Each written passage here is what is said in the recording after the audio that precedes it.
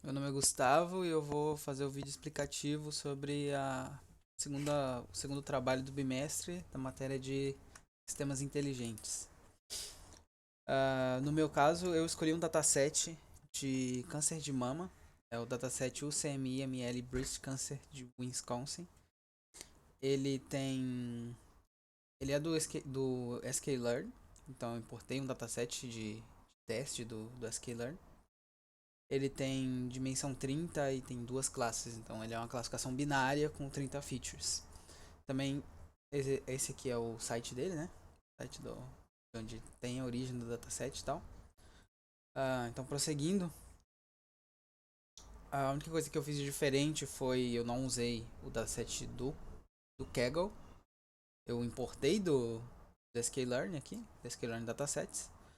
E a partir daqui eu vou fazer a análise dos dados primeiro e depois eu vou aplicar os algoritmos de machine learning e ver qual sai melhor. Então, inicialmente, essa é a estrutura das tabelas, todos os dados aqui, todas as features são em float 64, né? São tipos numéricos, são variáveis, são dados esparsos assim, que podem ser plotados. Como eu estou analisando um dataset que, digamos, tem bastantes features, tem 30 aí, é difícil você plotar todos e tentar visualmente enxergar uma relação entre eles. Eu utilizei alguns parâmetros, assim, um deles foi plotar as variáveis estatísticas descritivas, né? Então eu plotei um gráfico, utilizei algumas funções e plotei um gráfico para plotar a variância, desvio padrão, o valor máximo e mínimo de cada uma das features. Então tem todas as features aqui junto com o target. Então o target aqui tem, só que como o target ele é 0 e 1, então isso aqui fica meio não dá para ser analisado da mesma forma, né? Mas o que dá para perceber é que essas quatro primeiras features e essas duas aqui junto com mais essas quatro, elas têm a maior variância, que pode significar que elas têm as características que podem ser mais importantes assim para descrever características de um modelo, né? Onde eu colocaria essas features no modelo e ele teria variáveis que variam muito para ele aprender as features, as melhores features para classificar esse modelo. Enquanto as outras têm praticamente não tem um valor de variância muito alto ou tem apenas um desvio padrão relativamente baixo. Esse marrom aqui é quando você sobrepõe o desvio padrão e a variância, ele dá essa cor marrom. Então, analisando as variáveis em geral, assim, a, as variáveis categóricas, a única variável categórica aqui é o target, né? Que ele categoriza se o câncer é benigno ou maligno, é a variável de anotação desse dataset. Então temos aqui ó, o target é categórico. A distribuição é meio diferente, então tenho 357 anotações para câncer maligno e 212 para câncer benigno. É uma distribuição bem. Ela tende mais para o lado do maligno, assim, como não tem o mesmo número de amostras, talvez seja preciso algum tipo de algoritmo para reescalar os dados, para o algoritmo conseguir prever bem os dois casos. As variáveis numéricas, que no outro caso são todas as features e todas as outras colunas do dataset, que eu plotei, por exemplo, o histograma de todas elas. Então tem um Instagram individual para cada uma. Dá para perceber que algumas têm uma distribuição bem diferente, algumas têm distribuição mais anormal, outras estão mais deslocadas para a esquerda. Todas elas têm uma distribuição meio variada, assim. Algumas variam muito mais, outras variam de 0,5, outras variam de 0 a 100, cento e pouquinho. Então tem todas essas distribuições aqui, lembrando que as distribuições estatísticas diferentes podem influenciar no treinamento de modelos diferentes, né? Eu tenho também aqui, eu plotei usando o Seaborn, então tem aqui essa linha meio que de tendência aqui das distribuições para visualizar melhor. Então todas estão aqui. A correlação. A correlação eu utilizei basicamente. Eu plotei a correlação, claro, numa matriz. Só que eu avaliei ela principalmente pelo heatmap. Porque eu achei bem mais fácil de analisar assim, visualmente. E eu tirei os valores de anotação, porque são muitas variáveis, não faria muito sentido visualizar pelo valor de anotação. Com relação, à correlação, dá pra ver que algumas features elas têm uma correlação meio negativa, então 0.6 aqui. Então algumas, quando uma correlação aumenta, elas diminuem. Isso principalmente no target aqui, que é onde apresentam os maiores valores de correlação negativa, né? Então tem aqui algumas features que tem uma correlação muito negativa na linha do target aqui, em comparação. Enquanto isso, dá para visualizar que tem alguns dados bem correlatos aqui, ó, bem próximos da correlação máxima. Por exemplo, esses aqui, esse quadrado aqui, mean compactness, mean concavity, mean concave points. Ele se repete aqui, né? Então, mean smoothness, worst compactness, worst concavity, worst points. Então, eles se repetem lá e cá. E também aqui, esse pequeno quadradinho de worst perimeter, worst area e mean perimeter, mean area. Eles são bem correlatos. E o resto aí tem uma correlação baixa ou que varia geralmente entre 0.6 e 0.2. E também dá pra perceber que tem muita correlação zero aqui. Então, tipo, tem bastante do correlação zerada, espalhado. Então, ok. Tem variáveis correlatas, tem variáveis que não tem tanta correlação assim ou tem uma correlação muito baixa. Então, é outro fator que indica que existem features ali, características que talvez não são tão importantes para um modelo aprender. A matriz de dispersão, como são 31 variáveis, a matriz de dispersão, elas como eu faço de cada uma para cada uma, ela ficou bem grande, não dá tanto para visualizar como deveria ser, pela essa quantidade muito grande de features, né? Então aqui tem 31 por 31 features, distribuições, e tem a linha de tendência aqui, a linha principal. Não vou me agarrar tanto na avaliação dessa matriz, já que tem muitos dados. E aqui eu já parto para visualização dos dados em outros tipos de plotagem. Primeiro o bar plot, né? No bar plot o que dá para visualizar inicialmente é as distribuições aqui. Mas eu não utilizei ele especificamente na análise, principalmente porque ele mostra mais a tendência aqui para a esquerda ou para a direita dessa linha. O que eu utilizei foi o Violin Plot, principalmente analisando aqui a tendência da cauda aqui, onde ele pode indicar aqui que tem mais variação, né? E essa distância aqui seria mais grossinho ou seria mais fininho, que é o valor de densidade dele. Dá para perceber que o mean smoothness e o worst texture tem as maiores densidades, o worst smoothness também, as maiores densidades plotadas. O box plot que eu plotei também.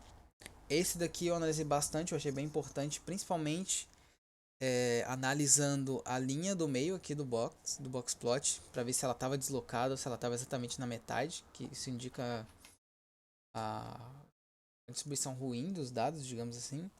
Indica, deixa eu ver aqui, a linha central é mediana, indica que a mediana está deslocada. E os bigodes aqui, né? Se eles estão mais para cima ou mais para baixo, isso também indica níveis diferentes aqui da distribuição dos dados. O intervalo que os dados estão distribuídos. E claro, os outliers, né? Que são esses pontos mais distantes. Eu destaquei no relatório, eu destaco alguns que estão muito mais isolados. Por exemplo, esse eu sei que é um outlier. E isso aqui está muito mais próximo de dados descontínuos. Claro que são outliers, né? Mas esses aqui são muito mais próximos de outliers do que esses, que estão muito próximos do bigode aqui, a tendência. Então tem toda essa análise mais detalhada no relatório. Mas dá pra perceber que todos os dados têm certos valores ali que fogem de um range comum entre a feature. Então tem features que têm valores muito distantes, por exemplo, essa aqui, a area error, e tem features que tem, por mais que tenham pontos ali fora de um range normal, eles são meio aproximados. Por exemplo, mean fractal dimension, dá pra ver aqui que a anotação pro 1 tem valores que fogem assim do range, mas são muito próximos mesmo assim. Daí tem que analisar isso aí com outra visão assim. Eu não sei se daria pra dizer que eles são especificamente outliers. Esse aqui eu sei que sim. Esses aqui eu também sei que sim, porque ele tá muito longe do range. Mas esses aqui estão muito próximos. Então, ok. Ah, o distribution plot, que é basicamente os histogramas ali que a gente visualizou, as distribuições diferentes, né, de cada um. Dá pra ver que é a mesma coisa que eu falei, todos estão ou tem uma tendência muito próxima do normal ou estão deslocadas para a esquerda. Então, ok. Ah, e outro gráfico da distribuição dos valores, né? 67% dos dados estão para câncer maligno e 37% estão para câncer benigno. E a partir daqui eu vou aplicar os algoritmos de machine learning e eu vou avaliar como que ele funciona, como que eles funcionaram, né? Qual que teve os melhores scores e qual o melhor algoritmo para se aplicar.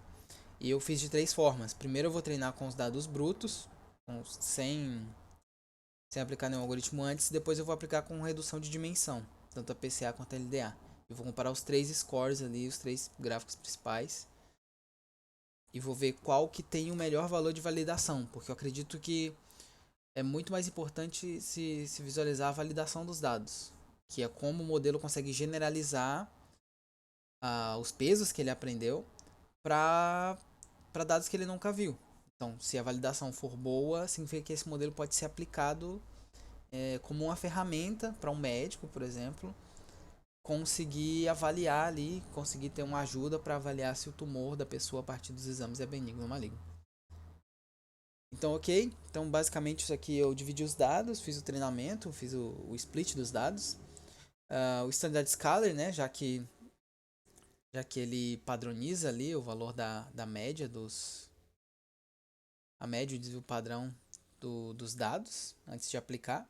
Eu aplico um Standard Scalar. O score dos modelos. Os modelos utilizados são o Gaussian NB, a Logistic Regression, Randolph Forest, Support Factor Machine, Decision Tree Classifier, K-Neighborhoods e entre aspas. Todos esses.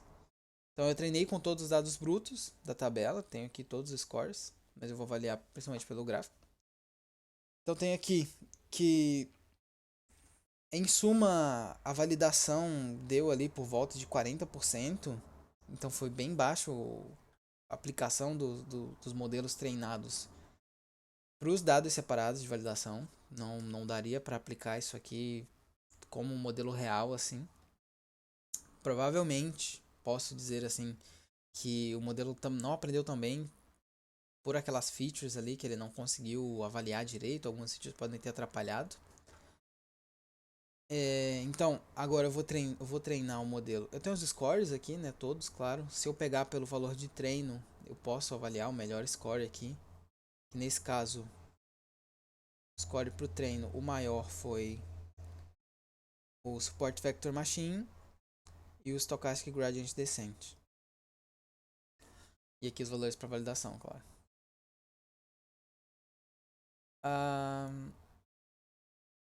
Então, agora eu vou treinar com a redução de dimensão, né? Redução dimensional PCA. Então eu aplico a redução dimensional PCA, eu tenho esse gráfico de dispersão. Ele reduz aquelas 30 features para 2 features apenas. E aí eu vou treinar um modelo com um novo X, novos dados de features ali, com os mesmos dados de anotação, utilizando o modelo, esses dados reduzidos, né? Então tenho aqui também a redução LDA, né? Também fiz a redução. A diferença desse para esse, muito resumidamente, aqui esse aqui gerou dados com uma dimensão apenas, de acordo com o que o modelo LDA consegue fazer. Então gerou um X com uma coluna e esse aqui me gerou um X com duas colunas. Basicamente, eu comentei geralmente a maior parte disso aqui. Então eu vou treinar os dados primeiro com o modelo LDA. Então eu tenho todo o treinamento, tenho todo o espaço, as avaliações das métricas. E aqui eu tenho os scores. E aqui eu posso perceber principalmente que os dados de validação tiveram um rendimento bem melhor. E subiram bastante, principalmente aqui no caso do Stochastic Gradient Descent, onde o dado de validação você saiu muito próximo assim dos dados de treino, dos scores dos dados de treino. Eu posso dizer que esse modelo aqui foi um dos melhores em generalizar os dados, apesar de que alguns aqui tiveram um rendimento um pouco parecido, porque esse modelo aqui ele consegue ter bons resultados, ter na faixa aí de 90% de acertos, assim como nos dados de treino, né? Então ele não tá overfitado, ele não sendo melhor para os treinos, ele generalizou bem.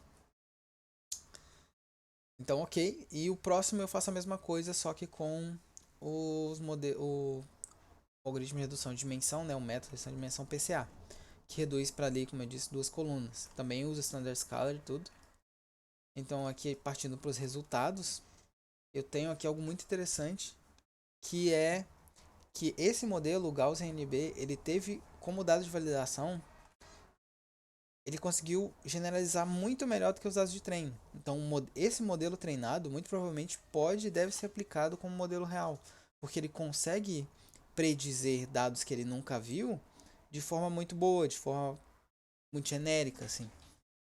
Então, esse modelo aqui, tanto quanto o modelo anterior, que tem um score bem alto, eles poderiam ser aplicados como ferramentas ali para um médico auxiliar no trabalho dele de prever ali se o câncer é benigno ou maligno de acordo com os exames. Então eu consigo ver aqui que a validação dele é muito boa, o score dele. Então é isso basicamente. Esse foi o meu trabalho.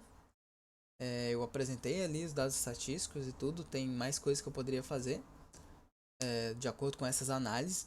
Mas eu me apeguei assim a coisas simples. Modifiquei bastante o notebook de análise que foi dado, né, pela professora. Então é isso. Agradeço a atenção.